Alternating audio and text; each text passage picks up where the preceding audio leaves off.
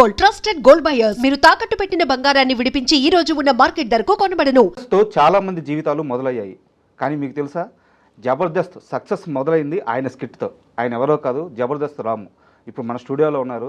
ఆయన అడిగి ఆయన సినీ విశేషాలు మరిన్ని తెలుసుకుందాం. హాయ్ సార్, నమస్తే. హాయ్ సార్, నమస్తే సార్. జబర్దస్త్ రాము సార్, ఒక జబర్దస్త్ స్టార్ట్ అయిన ఒక 3 సంవత్సరాల దాకా, 2.5-3 సంవత్సరాల దాకా బాగా ఈ పేరు మారుమోగిపోయింది. అంటే ప్రతి ఒక్కరు కూడా చంద్రా స్కిట్ కానీ లేకుంటే రాఘవ స్కిట్ కానీ వీళ్ళ స్కిట్లు చూస్తున్నప్పుడు వాళ్ళు కామన్గా మీరు ఖచ్చితంగా కనిపించేవారు ఆ టీంలో. Yes sir. అండ్ మీది చాలా మంచి జర్నీ, సక్సెస్ అయ్యారు అక్కడ. బట్ జబర్దస్త్ నుంచి బయటకు వచ్చేసారు. ఇంటర్వ్యూ స్టార్ట్ అయ్యే ముందు మిమ్మల్ని నేను చాలా సీరియస్గా ఒక విషయం అడగాలనుకుంటున్నాను. అయ్యో పర్లేదండి, మీరు అడగాలనుకుంది స్ట్రైట్ గా చాలా హార్డ్ హిట్టింగ్ గానే అడగబోతున్నాను. పర్లేదు, నో ప్రాబ్లం. ఇప్పటిదాకా మీరు చేసిన ఏ ఇంటర్వ్యూలో మీరు నిజాలు చెప్పలేదు. ఈ ఇంటర్వ్యూలో నిజాలు చెప్పాలని నేను కోరుకుంటున్నాను. చెప్తారా? ఓకే, కాకపోతే మీరు అన్నదాన్ని ఒకటి ఖండిస్తా. నిజాలు చెప్పలేదనకండి, నేను నిజాలే చెప్తాను. ఎందుకంటే నేను ఒకరికి భయపడి ఒకరికి ఇబ్బంది పడి నేను అలా ఉండే వ్యక్తిని కాదు. నేను స్ట్రైట్గా అదే మాట్లాడతా. ఏ ఇంటర్వ్యూలోనే అదే చెప్తా. నాకు తెలిసిందే చెప్తా, తెలియంది అసలు చెప్పలేను. తెలిసిన విషయాలు హైడ్ చేసేస్తున్నారు. లేదు, అట్లేం లేదు, నేను అడగచ్చు. సరే, ఓపెన్గా ఫస్ట్ క్వశ్చనే వెళ్దాం. జబర్దస్త్ ఎందుకు మానేశారు? జబర్దస్త్ ఎందుకు మానేశారంటే, నేను ఫస్ట్ చెప్పానండి, ప్రతి ఒక్కరికి ఒక ఆశయం ఉండాలని కోరుకున్నాను. నిజంగా జబర్దస్త్ అనేది మాకు ప్రతి ఒక్కరికి ఒక మంచి వేదిక అండి. సో ఒక్కొక్కరు అంటే ఎంచుకున్న మార్గాన్ని ఒక్కొక్కరు ఒక వేలు వెళ్తుంటారు. నేను ఫస్ట్ జాబ్ చేస్తున్నప్పుడు I want become a movie artist అనే పాయింట్లో వచ్చాను. బయటకు వచ్చిన తర్వాత జబర్దస్త్ చేస్తున్నప్పుడు కంటిన్యూ అవుతూనే ఉంటున్నాను. కంటిన్యూ అవుతున్నప్పుడు మనం వచ్చింది సినిమా ఆర్టిస్ట్ కావాలనుకున్నాం. మామూలుగా టీవీ ఆర్టిస్ట్ ఎలాగా అవకాశం వచ్చింది చేస్తున్నాం. మనం ఇక్కడికి వచ్చి ప్రయత్నించినప్పుడు ఇక్కడ అయినాం. అక్కడ కూడా ప్రయత్నిస్తే కదా మనం అయ్యేది అన్న సెన్స్ నాకు అనిపించింది. ఇప్పుడు మీరు చెప్పిన సమాధానం గత 5 సంవత్సరాల నుంచి 6 సంవత్సరాల నుంచి మీరు అందరికీ ఇదే చెప్తూ వస్తున్నారు. ఇందులో కొంత నిజం ఉంది. బట్ మీరు దాస్తున్న నిజం ఏంటంటే నేను చెప్తాను.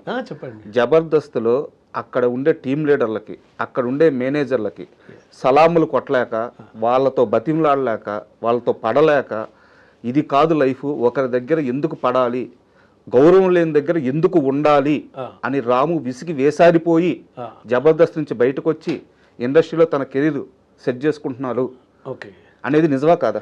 ఒకటి మీరు అన్న దాంట్లో నేను ఒకదానికి అగ్రి అవుతా. ఏంటంటే మనం స్వచ్ఛగా అంటే మనం ఏమంటారు, మనం నీతి నిజాయితీతో వెళ్ళాలి అనుకున్నప్పుడు ఈ సల్యూట్లు నమస్కారాలు అనేవి అసలు పనిచేయండి. ఎందుకంటే నీ క్వాలిఫికేషన్ ఏంటంటే నా వేలో నేను స్వచ్ఛంగా వెళ్ళాలనుకుంటున్నాను చెప్పాలి తప్పితే నేను ఎవరికో సల్యూట్ చేసి ఎవరికో నమస్కారాలు పెట్టి ఎవరికి ఇది చేసుకుంటే లేదు. అసలు నా వల్ల ఆ సక్సెస్ నేను తీసుకో నాకు ఇష్టం ఉండదు. అదే నేను చెప్పేది కూడా.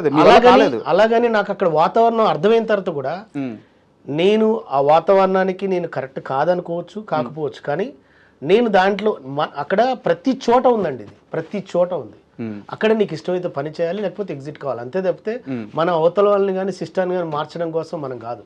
అంటే ఏ సొసైటీని కానీ ఏ లొకేషన్ కానీ మార్చడానికి మన దగ్గర లేదు, మన చేతులు ఏం లేదు. మన చేతిలో ఉన్నది మాత్రం మన బిహేవియర్ మాత్రమే. కాబట్టి నా చేతిలో నా బిహేవియర్ ఉన్నంతకాలం నేను ఎక్కడ ఇది కాను అన్న ఒక నమ్మకంతో బయటకు వచ్చాను తప్పితే నేను వాళ్ళకి సల్యూట్లు అనేవి ఏమి కాదండి. ప్రతి చోట రాజకీయం ఉంది. ఏ చోట లేదు చెప్పండి. నాకు రాజకీయం అనేది ఇష్టం ఉండదు. నా వల్ల అయింది నేను చేస్తాను. ఈరోజు నేను ఫెయిల్యూర్ అనుకోండి, ఫర్ ఎగ్జాంపుల్ నేను జబర్దస్త్ చేసి నేను ఫెయిల్యూర్ అయినా అనుకుంటా. నేను బయటకు వచ్చి కేఏపాల్ క్యారెక్టర్తో మంచి పేరు వచ్చింది. సో నేను ఆ రోజు నేను డిసప్పాయింట్ అయితే నేను ఈరోజు ఇక్కడ సక్సెస్ కొట్టేవాడిని కాదు. అవునా కాదు? కాబట్టి ఇక్కడ మన సక్సెస్ని కానీ మన ఫెయిల్యూర్ని కానీ ఇంకోళ్ళు డిసైడ్ చేయకూడదు, మన కాన్ఫిడెన్స్ డిసైడ్ చేయాలి అనేది నేను చెప్తాను. నాకు ఒక 10 అవకాశాలు వచ్చి నేను ఫెయిల్ అయితే నేను బాధపడతాను. నాకు 10 అవకాశాలు రాలే, నాకు ఒక బఫేలాగా 10 సార్లు ఇస్తే కూడా నువ్వు ఏంట్రా అంటే దానికి నీ గ్యారంటీ ఇది చేస్తా. నువ్వు ప్రసాదం ఇచ్చి భయ్యా నువ్వు ఏది భయ్యా అని అంటే అట్లా కాదు కదా.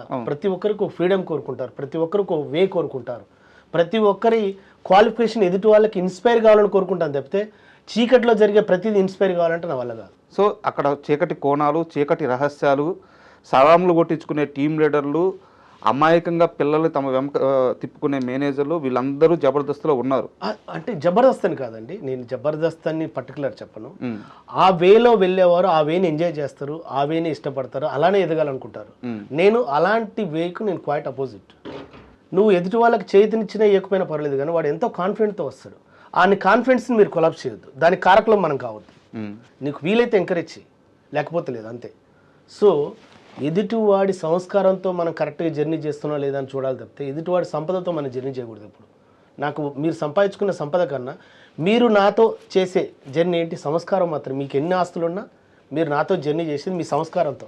అంటే వాడు మంచివాడు రా, పర్వాలేదు మాట్లాడదాం అనుకున్నప్పుడు మాత్రమే నాకు గొప్పగా అన్న ఆలోచన ఉంటుంది. ఆయనకు 100 కోట్లు ఉన్నాయంటే 100 కోట్లు నాతో జర్నీ చేయవు కదా. నువ్వు నాతో మాట్లాడే విధానం, నువ్వు పలకరించే విధానం, చేతినిచ్చే విధానం, ప్రజెంట్ చేసే విధానం, అరే సార్ భలేగున్నారు, మంచి వ్యక్తి, ఏమన్నా ఉంటే మీ దగ్గర ఓపెన్ అవుతుంది. ఒక నిమిషం అంటే మీ బాధ నాకు అర్థమవుతుంది, ఏం చెప్తున్నారో కూడా నాకు అర్థమవుతుంది. ఓకే, మొత్తం అన్ని ఇండైరెక్ట్గా చెప్తున్నారు. మీరు ఫేస్ చేసిన చాలా ఇబ్బందులు జబర్దస్త్లో నాకు తెలుసు. రాజా గారు ఒకటి ఏమంటారంటే స్వతహాగా తల్లిదండ్రులని కాదండి, కల్మషం లేని ప్రతి చేతు దగ్గర మేము కూడా కళ్ళ మీద పడి నమస్కారాలు తీసుకుంటాం. అక్కడ కల్మషం లేదు కాబట్టి. సో అది నేను తప్పుగాని కూడా అనను. ఎందుకంటే దేవుడు బ్లెస్సింగ్స్ కోరుకున్నప్పుడు దేవుని దగ్గర పోయి దండం పెట్టుకుంటాం.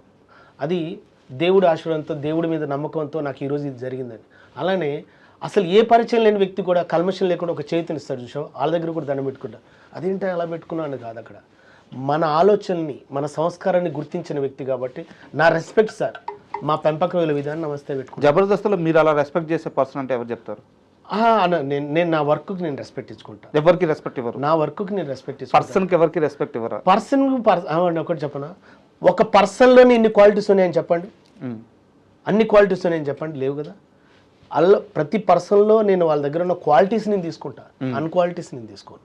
అంటే నాకు గురువు అని చెప్పుకునే వాళ్ళు ఎవరు లేరా మీకు జబర్దస్త్లో? అట్లని కదా, నేను స్వతగా ఫస్ట్ నుంచి మిమిక్రీ ఆర్టిస్ట్కి వస్తున్నాను. తర్వాత నన్ను గుర్తించింది చంద్రన్న, రాము నువ్వు ఎలా చేస్తున్నావు అని చెప్పాను, ఇలా చేస్తున్నా అంటే నువ్వు నా దాంట్లో చేయాలన్నాడు. ఓకేనా, సరే అన్న డన్ అని చేశాను.